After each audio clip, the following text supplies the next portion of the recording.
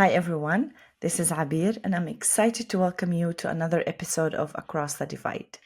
Today, I had the pleasure of speaking with Dr. Ben Norquist, a scholar and advocate deeply engaged in the intersections of education, peace building, and cultural narratives in the Middle East. Dr. Norquist's work spans areas from higher education in conflict zones to directing the Network of Evangelicals for Middle East, NIMI, and advocating with churches for Middle East peace. In this conversation, we explored Ben's insights into the role of education in empowering communities facing significant constraints, with particular focus on the Palestinian context. He also shared reflections on parallels between Native American experience and Palestinian displacement, as well as the challenges of educating about these complex issues. Lastly, Ben introduced NIM's mission and his vision for the upcoming December Forum, which aims to foster peace and understanding in the Middle East, and we do invite all of our listeners to also attend this forum. As for our Patreon supporters, there's an exclusive bonus segment where Ben dives into his upcoming book, Pilgrimage in Place, Every Somewhere Sacred. In this extended discussion, he unpacks the relationship between American Christians and land, addressing myths and misconceptions and inspiring action on issues like environmental justice and indigenous rights. Be sure to check the show notes as well for additional resources. And without further ado, let's dive into this episode with Dr. Ben Norquist.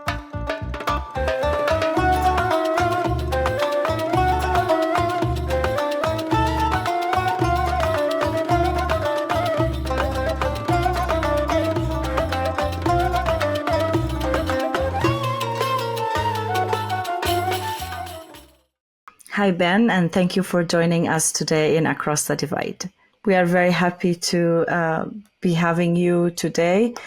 There are plenty of topics that we could discuss together. We try to focus on few of them that I do believe that your experience and your wisdom would actually add a lot to them, and our listeners would be very interested in hearing your insights. Thank you, Abeer. Yeah, it's an honor to be on this in this discussion, to meet you. I love Across the Divide, and yeah, looking forward to this conversation. Thank you. We appreciate that. So, Ben, I want to start a little bit with your with the whole idea of higher education as empowerment in conflict zones specifically. So I know that your academic journey led you to a deep focus on higher education in conflict zones, and particularly in the Palestinian context. What role do you see higher education playing in empowering communities under occupation or other significant constraints? Thanks, Abeer. Yeah, so I think about this a little bit in contrast to some of the mainstream paradigms for what higher education is for and what it does in the world.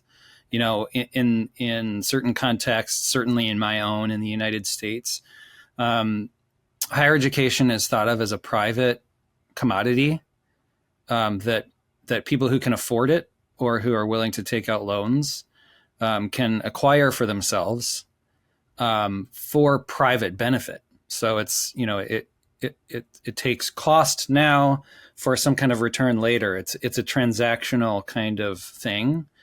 And, you know, the academic term for that would be neoliberalism, that it's essentially a private good for people to use. You know, it's not tangible in the same way that a car or a house is, but it kind of fits into the same category maybe as a house that people think of as an investment, and it's for private gain. That's not always the way that higher education has been viewed throughout history and geography. It's been thought of much more in other times and places as a public good, and even in the United States as a public good. It's been thought of as, for elites in society to go and prepare to become, to play roles of service, public service. Clergy would go to a college to prepare to, for lives of ministry. It's been thought of in political terms as a place that people go in order to prepare for lives of public service, maybe to be political leaders, military leaders, that sort of thing. So there's a lot of disagreement about that. There's a scholar in higher education studies, LePaperson, who talks about this in terms of different ingredients that you might find in a college or university.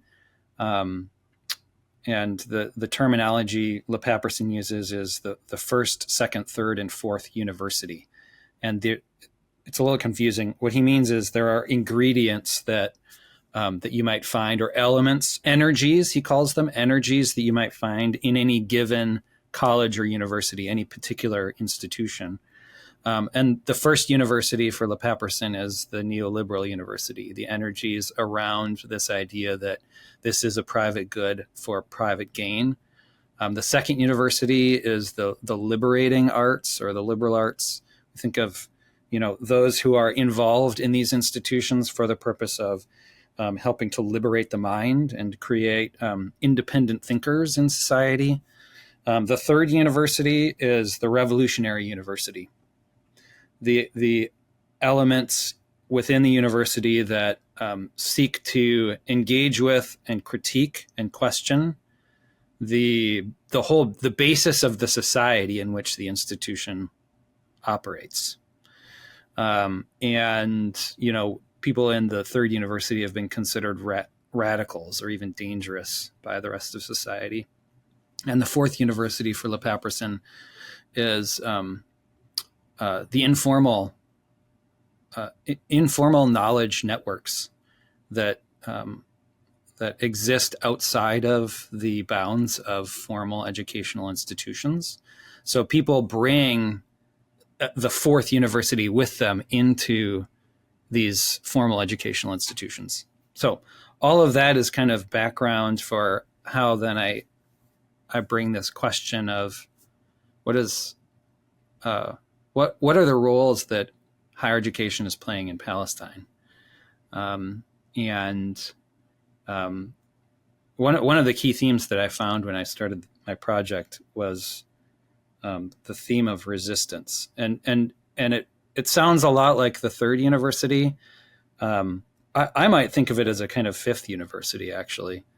But resistance to what? And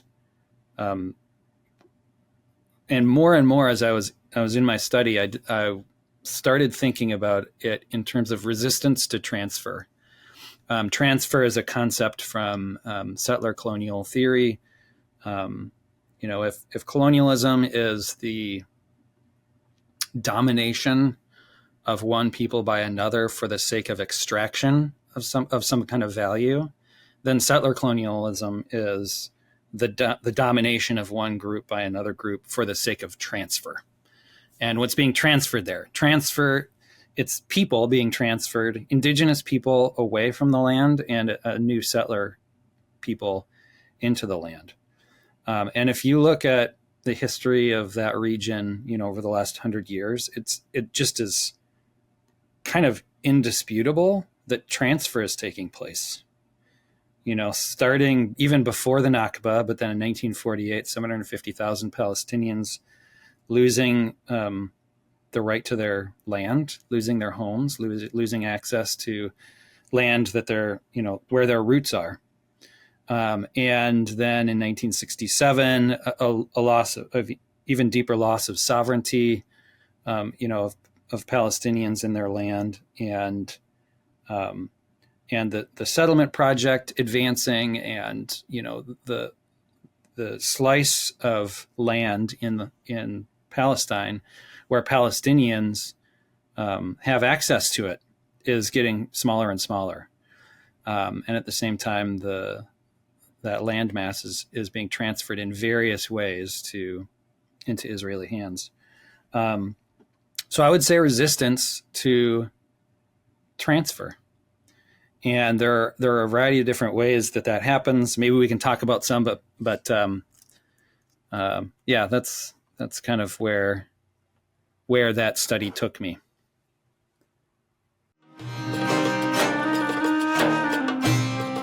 Hi everyone, I want to invite you to join me in person this December in California. Our friends at the Network of Evangelicals for the Middle East are hosting their annual forum, and I'm going to be there. I'm actually giving a keynote talk on Saturday night. I'm also excited to announce that we're planning to record a live episode of a panel discussion for Across the Divide at the forum itself.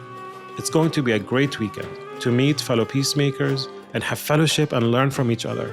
You'll get to connect with Christians from around North America who are looking for thoughtful conversations about Palestine and Israel, and listen to Christian leaders advocating for human rights and for peace and justice, and also figure out ways to support each other and work together for truth, justice, and the flourishing of both Palestinians and Israelis.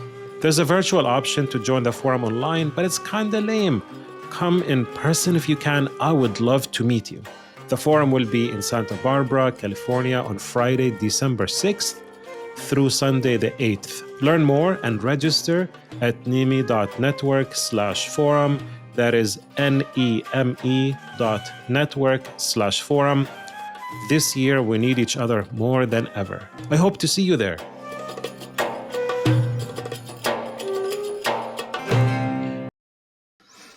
Yeah. I think we also, as Palestinians, we always think of it as a way of resistance.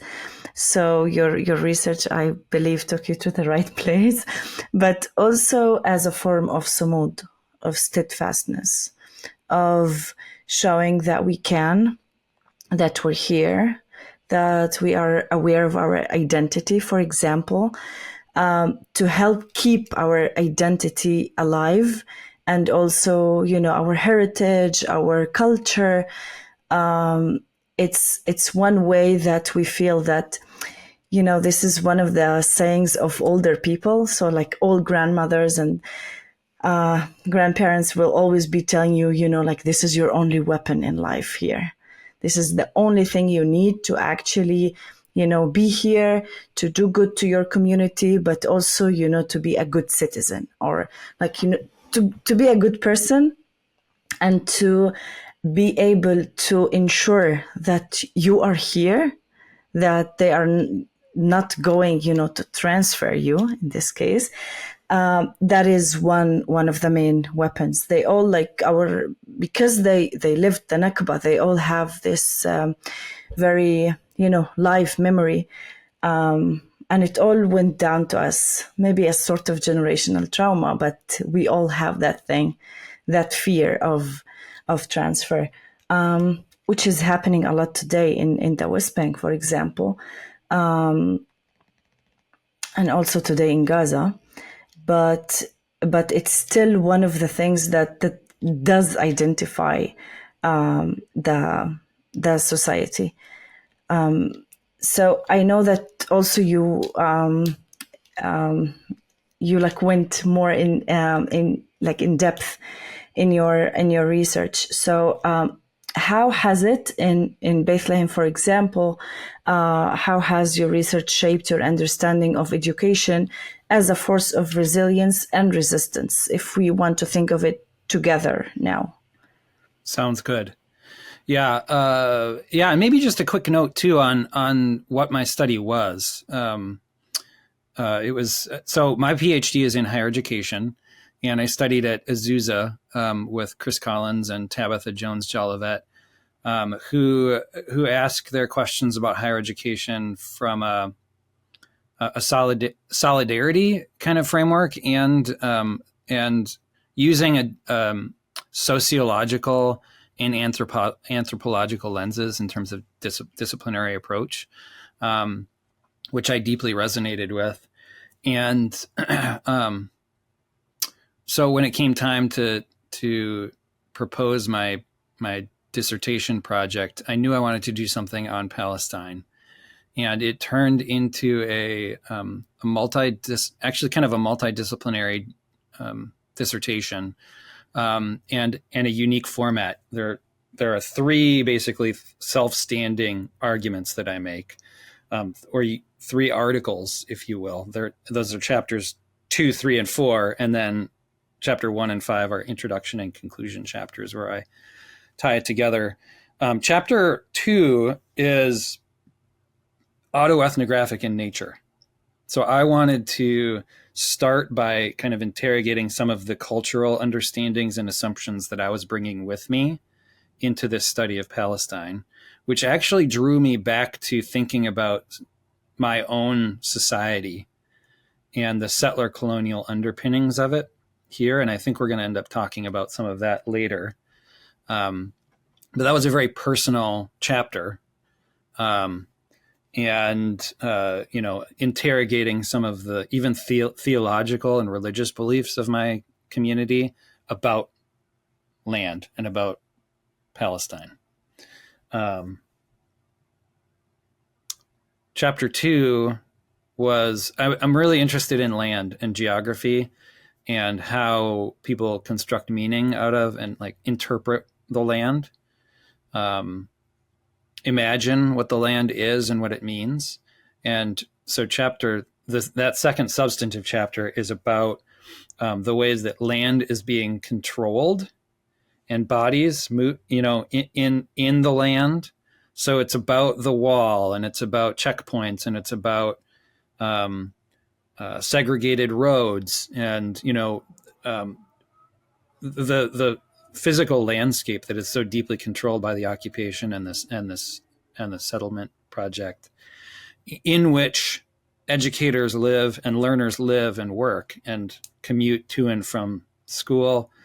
So even just thinking about the mundane activities of members of Palestinian colleges and universities, lives that they have to conduct in order to participate in that community.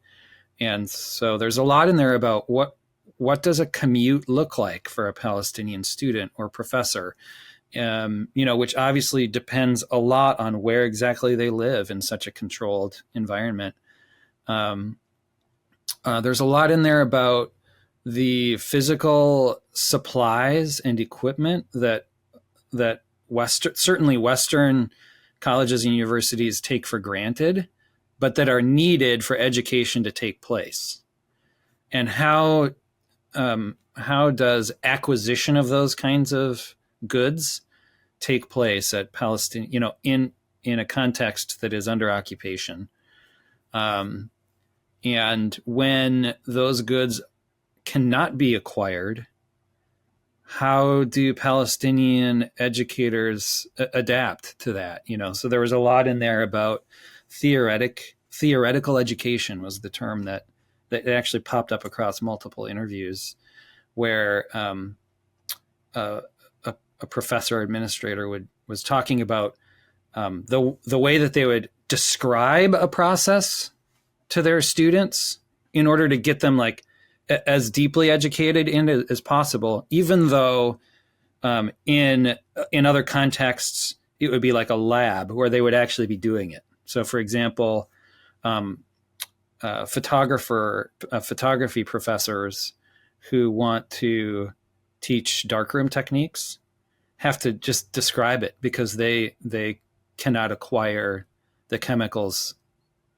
needed to operate a darkroom. So their art students are being given a theoretical education about darkroom techniques without having the benefit of being able to actually practice.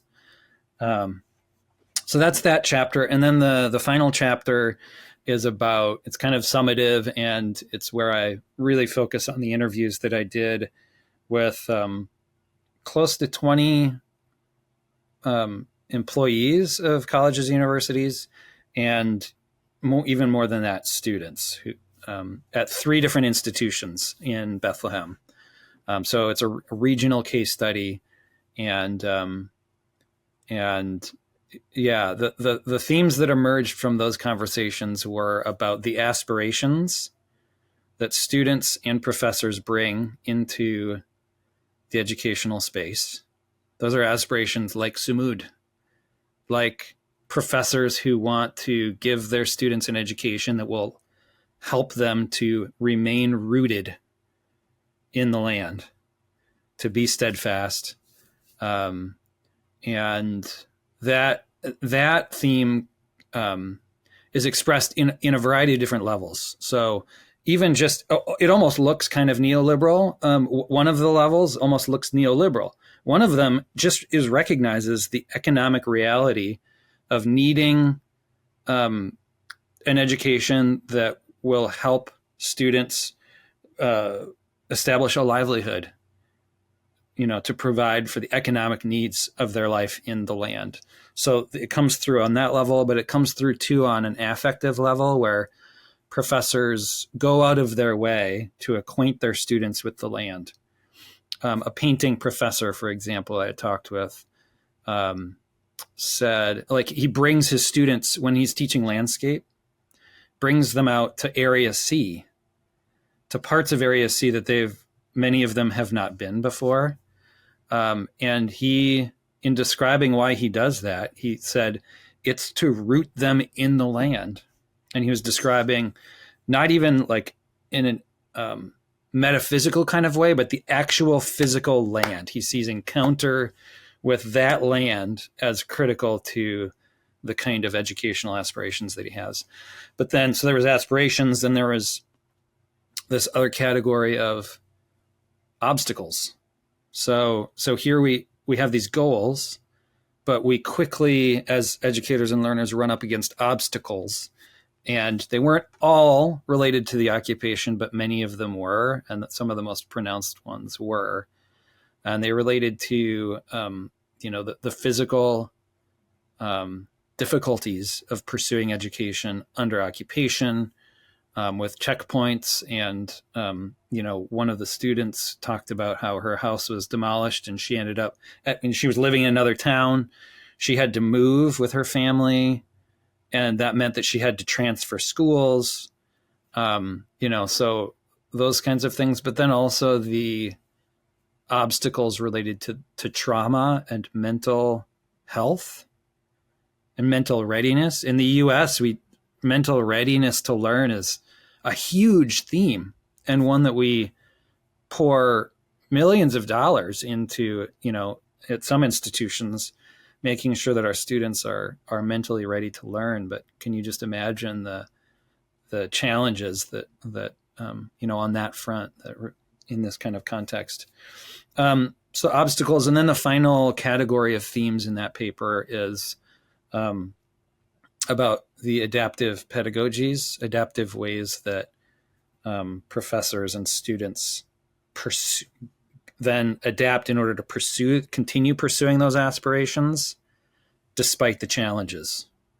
So that's the kind of resilience towards Sumud that comes through in that paper.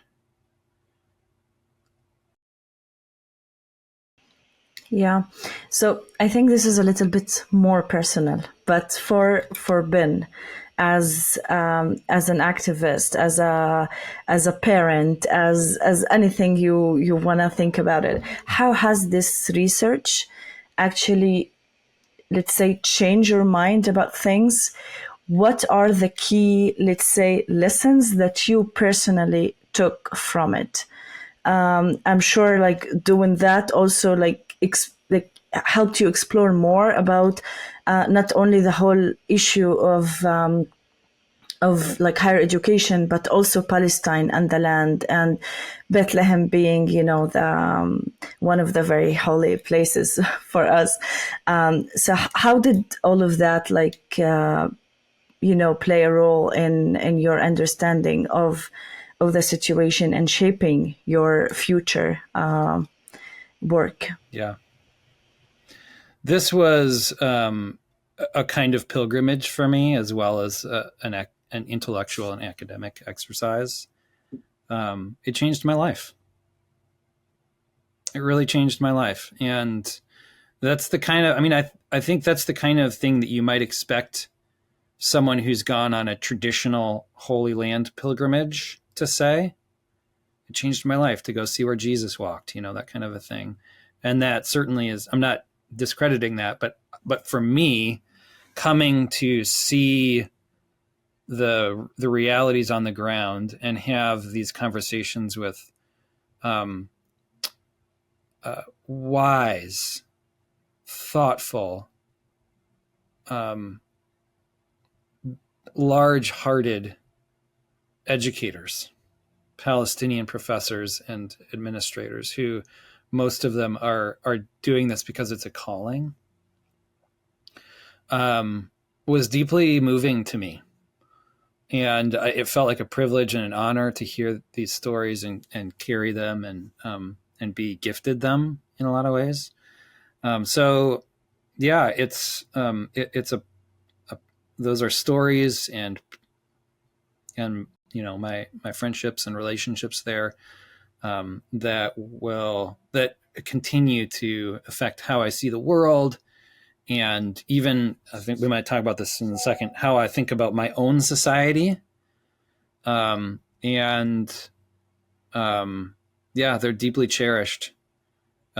So I found, they quickly were not just subjects of research for me, but became mentors.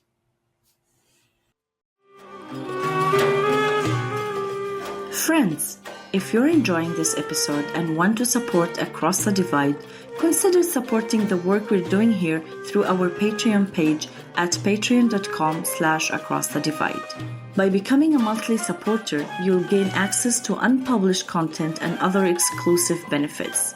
Again, the link is patreon.com/acrossthedivide. Thank you, and back to the episode. I think you touched a little bit on that, but I really want to, talk a little bit about the American higher education field in comparison to this. It is interesting, having spent so much time in a lot of the U.S. colleges and universities, and then spending this time in Palestinian colleges and universities. There are obviously ways that they're quite different, and a lot of that has to do with less with the institutions themselves and more with the context within which they operate. This is the social context, the political context. So it seems to me it's almost inevitable that Palestinian colleges, universities would have this fifth university ingredient that make them really, it's a very distinctive aspect and very instructive for me, especially as I then think about the heavily neoliberal character of U.S. colleges and universities that I've been in. And, it gives me a kind of ideal to shoot for as I'm working in U.S. colleges and universities, to bring that kind of value, that energy for resistance. Resistance to what in the U.S.? They're not under occupation. Resistance, in my mind, to the kind of erasure of the colonial character in which they operate. Ways that they're similar, the love of learning, the professors' love for their students, is familiar. So I recognized that same love in Palestine that has been such an important part of my own development in U.S. colleges and universities, the kind of mentoring, the kind of investment from people, the kind of love of learning that I've noticed there, I saw and recognized as the same thing in Palestine. Yeah, That is beautiful. So, also during your time with CMAP, with Churches for Middle East Peace, you explored parallels between settler colonialism and native spaces in the U.S. and Palestinian experience of displacement. So, how has this comparative lens impacted your advocacy work, and what do you find, let's say, to be the biggest challenge in educating others about the complexities of settler colonialism and displacement transfer in Israel Palestine? Yeah, my community doesn't like hearing about settler colonialism, so there are some challenges there. But the two contexts are deeply connected in my mind. And one of the reasons is because I see them both as settler colonial contexts. And the historical contingencies are different, but there are similarities and parallels that are not incidental. Rashid Khalidi pointed to that in his, I think, most recent book, The 100 Years' War on Palestine. He said, quote, "There's still a long way to go to change Americans' consciousness of their nation's history, let alone that of Palestine and Israel, in which the United States has played such a supportive role." So there's a recognition there that there's a relationship between those two contexts, and there are parallels. As I was in my project on higher education in Palestine, I started to realize or feel almost like not quite like a hypocrite, but something along those lines. You know, like here I am studying injustice and settler colonialism and transfer, and telling a story about really difficult realities, but also this kind of noble commitment to resistance that I saw in the Palestinians. And I'm a citizen of the United States, you know, with a couple of generations back, European heritage, beneficiary today of the settlement of the United States and the transfer of indigenous nations off of ancestral land. And so I was like, oh my gosh, I have a lot of personal work to do and academic and intellectual work, but here on this side of the ocean. And so, you know, I think that it's a really beautiful thing, actually, that my path towards asking those questions about my home runs through Palestine. And it's maybe unfortunate too. Like the flip side of that is it's unfortunate that I had to find these realities elsewhere before I would pay attention to them here. I remember going to college. I was a history major, and I was interested in American history, by which I meant European American history. I was interested in European history. I was interested in, you know, military history, like all of these different slices. And there were these series of courses offered on Indigenous American history, and I never looked twice at them. I wasn't interested. And but now I am. And part of that is because of my encounter with Palestine. Another way to think about that is I read Ilan Pappé's The Ethnic Cleansing of Palestine a while ago now. And that book was really influential to me. But it took me way longer to get around to reading an indigenous people's history of the United States.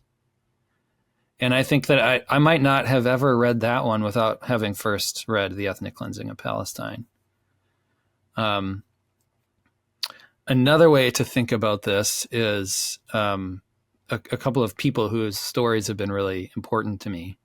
Abeer Amin was a 10-year-old Palestinian girl walking home from school one day. This was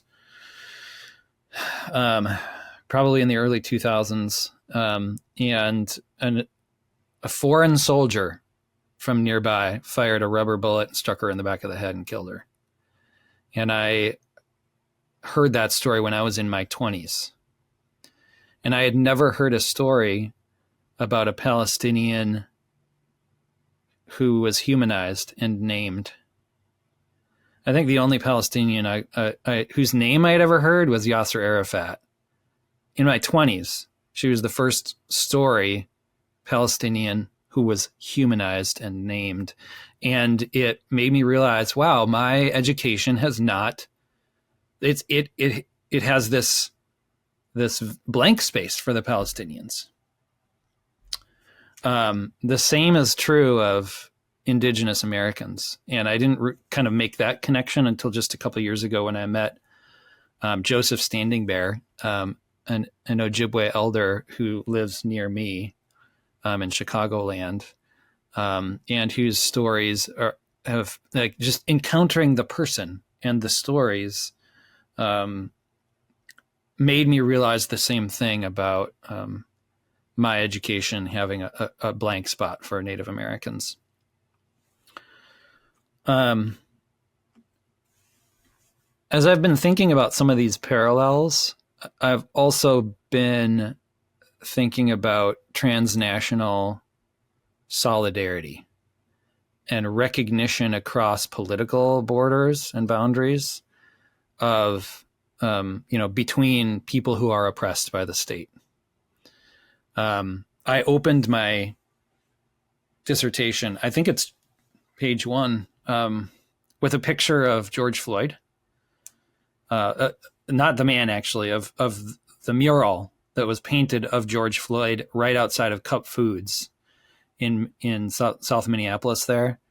My family and I went to visit and see a few years ago, and I took a picture. Actually, that picture was my brother took that picture. But then right next to it in my dissertation, there's a picture of another mural of George Floyd that is, or at least was, on the apartheid wall in Bethlehem.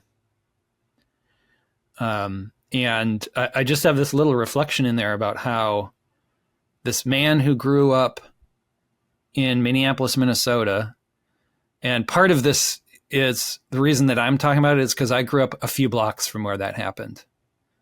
So, he was my neighbor, so to speak. But I didn't connect to George Floyd's world or understand his story.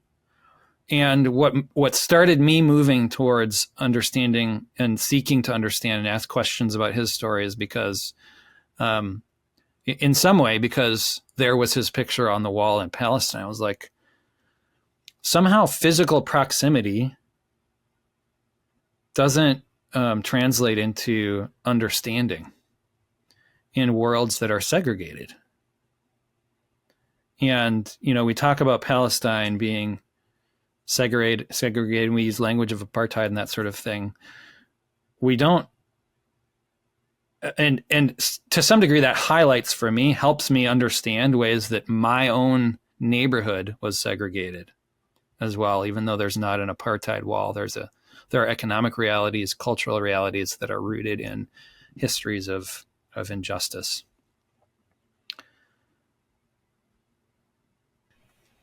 Yeah, I think there's, if I'm not mistaken, there's also some psychological research that does prove that it's harder for us to see the let's say discrimination and injustices within our own communities. That is one of the things that can be seen in many different places and conflict zones in the world.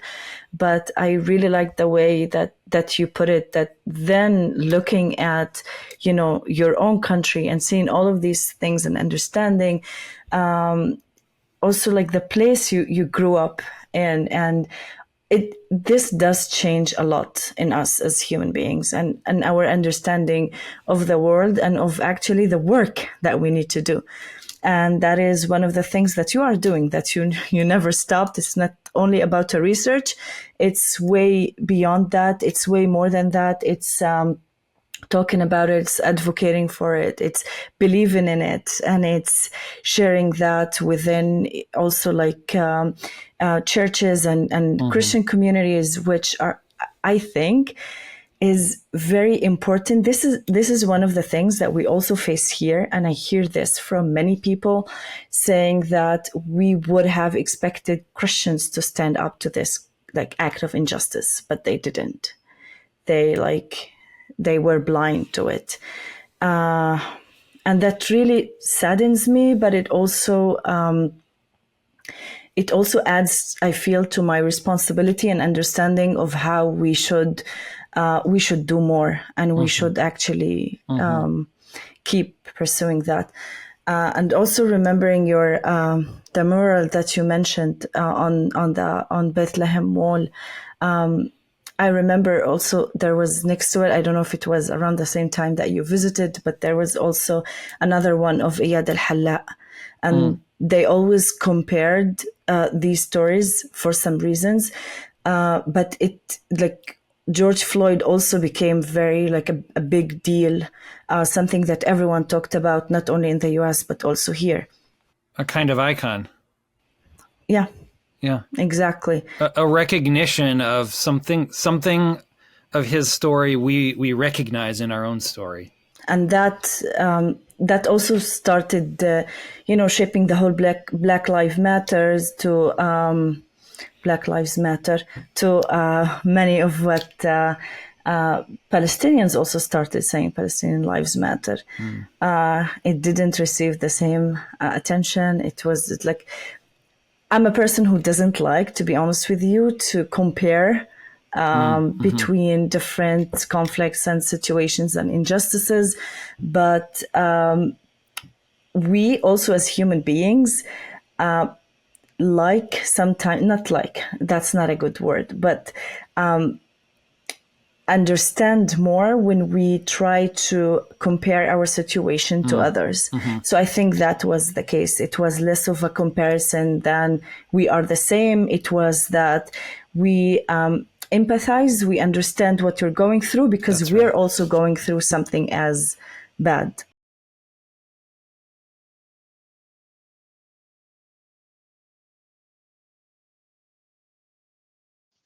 This is Sabrina from Germany. Hello. For me, it is not by chance that God chose Bethlehem in Palestine as the birthplace of Christ. He knew what was about to happen to the people over there. For me, the voices from Bethlehem, which are unfortunately totally disregarded by the world church, who are calling for peace, justice, and mercy, are a highly valuable Christian call. At Across the Divide podcast, I find what Peter and Paul probably meant when they asked their readers to search for the sound and pure teachings.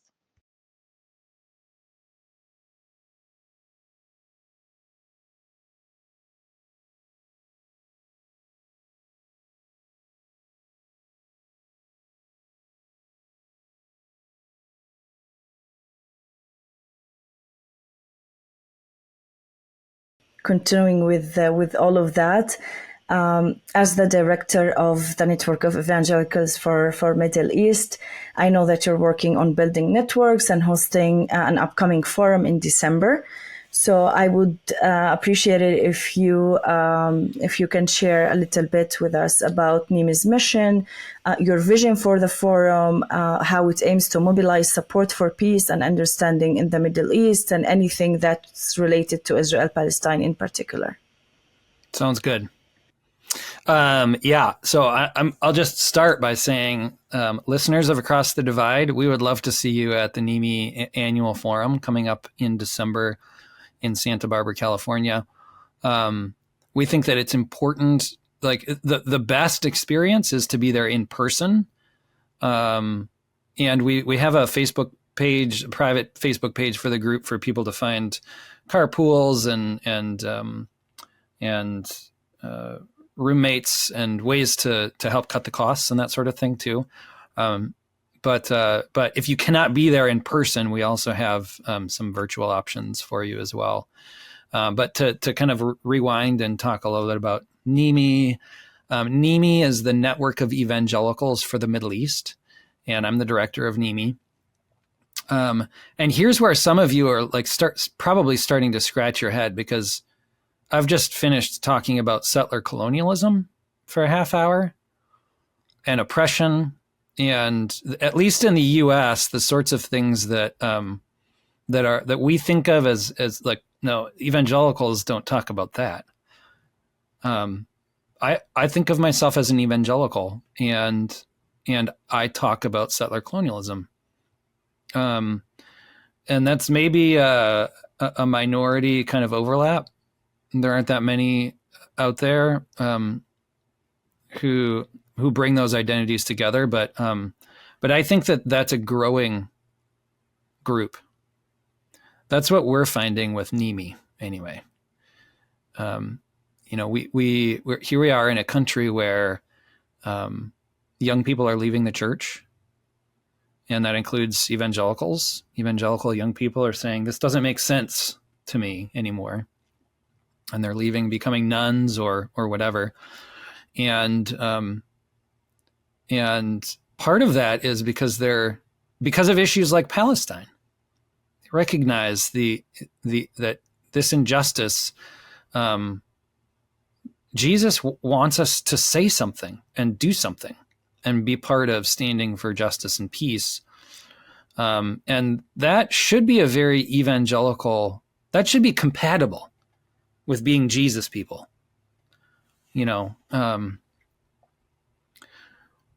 Evangelicals are very gospel centric, and the gospel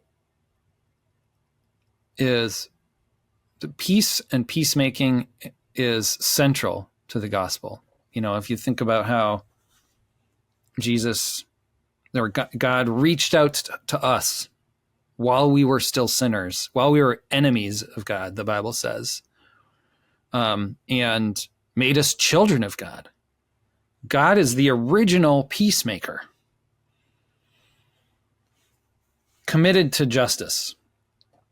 And if we as evangelicals say that we're Jesus people, Jesus followers, that we have been saved by God through Jesus, that is firm ground for being concerned about things like settler colonialism and transfer and injustice. So that's how I put some of those things together, and that's how NIMI put some of those things together.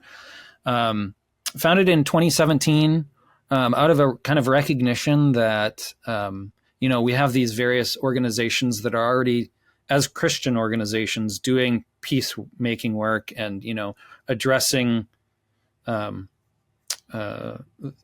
Israel-Palestine situation, that kind of thing. Organizations like Churches for Middle East Peace, but then that's a very ecumenical organization. There was kind of a niche for an organization, a network that fits in this overlap. That is like represents in so many ways the opposite of a Kufi in its position on Israel-Palestine, but that is deeply evangelical. And that's what NIMI seeks to be and aspires to be. So, and we're finding we are small, but we're finding that it's a growing group. So that makes me hopeful. We're moving in a good direction. We're increasingly reaching conservative churches, evangelicals, even fundamentalists that are traditionally pro-Israel in a way that's anti-Palestinian, and inviting them into deeper understanding, into learning opportunities, into moving in their intellectual and spiritual journey on this. We do that in a few ways. We have increasingly robust opportunities for education. We're launching a curriculum here in just a few weeks, actually. Maybe there are some churches out there that would be interested in using it. It's for church groups, for Sunday school groups, for homeschool families, and it's kind of a NIMI take on Palestine and the Holy Land, and how American Christians think about it both politically and historically, but also theologically and biblically. We host critical conversations online that are all free. Invite people to log in live or watch them after the fact. This just in the last 6 months, we responded to the Southern Baptist resolutions about the Gaza war, Critical response. Critical response to Christianity Today's coverage of Gaza, a response to the way that evangelicals have been using just war theory to justify and minimize what's happening in Gaza, and most recently a conversation we just hosted with Andrew DeCourt and Munther Ishak about the Beatitudes. And then we've got this annual forum, and like I said, I invite all of you there. It is in many ways kind of the summative hallmark moment for NIMI each year. We'll all be together in the same room. Across the Divide's very own Daniel Benora will be a keynote speaker. May Elise Cannon will be there. Jonathan Kutab, international Palestinian international law lawyer. The whole NIMI team. Daniel is going to host he's going to record an Across the Divide podcast from stage at the forum. Mm-hmm. Rain Song will be there to lead us in prayer and worship. Rain Song is an Indigenous American couple, Terry and Darlene Wildman, who are recognized musicians, and they'll be leading us in prayer and worship as well. So yeah, please join us. You can read more and register at our website, nimi.network/forum. NIMI is spelled NEME, nimi.network/forum. Yeah, I will also add that to the show notes, so it would be just easier to click on the link from any kind of platform that you listen to us. That is all very incredible, Ben. And of course, Across the Divide will be there, and we'll be happy to see as many of our listeners there as possible.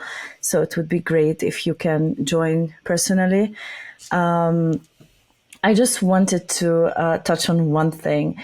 You did mention of how it's amazing that the community is growing, but I also understand the challenges and the hurdles of doing this, especially now after the elections. I'm not sure how exactly things will turn out to be, but the whole idea of conservative churches and of churches in general, evangelicals, like here, there is this whole perspective that evangelical Christians are the one that are always pro-Israel. They are, as you mentioned, even anti-Palestine, not even, pro both or whatever. Right, it's like, right. No, it's like, this is, so doing your work and reaching out to them, how exactly, I can imagine it's very exhausting, but just thinking of it in ways of real, let's say,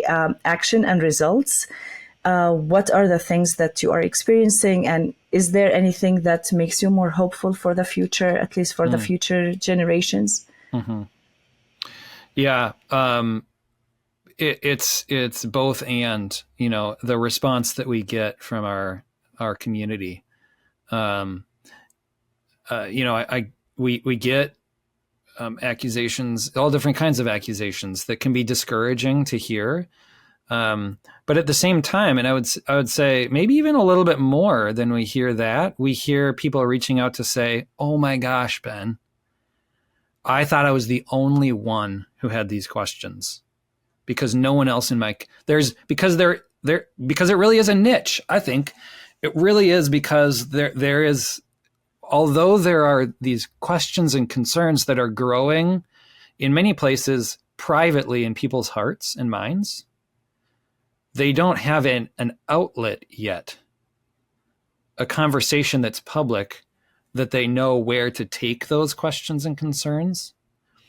And, as people find us, that it's a relief then, because they've found a community where they can say, ask the tough questions, where they can express those concerns. So that has been very encouraging to me to see. I just got an email, that kind of email from someone this morning. And it's actually from a couple who Seattle, and they found us, they found the forum, they bought tickets. So they're coming. So if that sounds at all like anyone who's listening in, we invite you, because, you know, you're our people. You're who we want to be engaging with.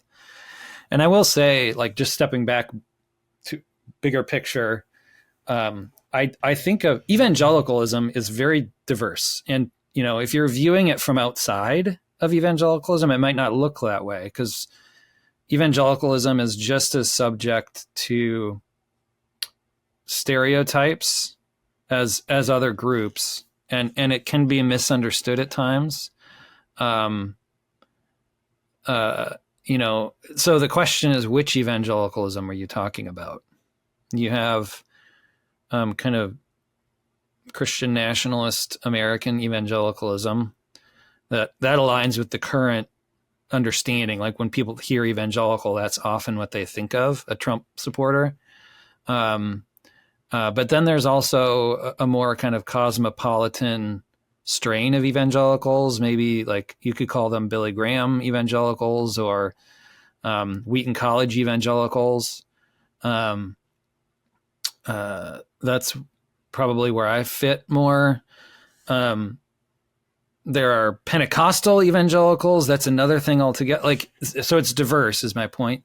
And then if you think of evangelicals as on a spectrum on Israel-Palestine questions, you've got Kufi over here on one radical end. And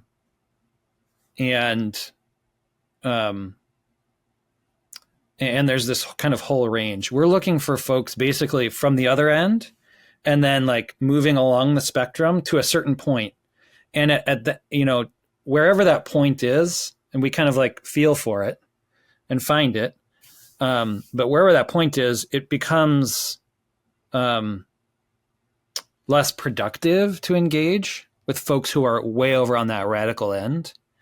But I will say too that we're finding among young evangelicals, especially, a lot of folks over here on this receptive end who are hungry for a better conversation.